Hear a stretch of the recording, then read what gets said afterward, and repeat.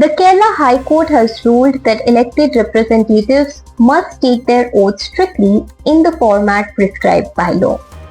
The court declared invalid the oaths taken by 20 BJP councillors of the Thiruvananthapuram Corporation and a panchayat member after they used names and expressions beyond what is legally permitted.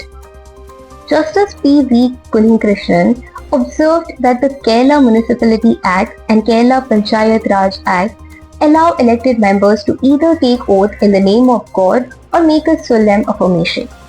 The court said invoking specific deities, Bharatamba, political parties, organizations or individuals is not permitted. The case involved councillors who took oath in the names of Hindu deities, Bharata Mata, Gurudeva and political parties. In a separate case, a panchayat member had taken oath in the name of former Kerala Chief Minister Oman Chandi. The High Court emphasized that an oath is a constitutional commitment and must be administered exactly as prescribed by law.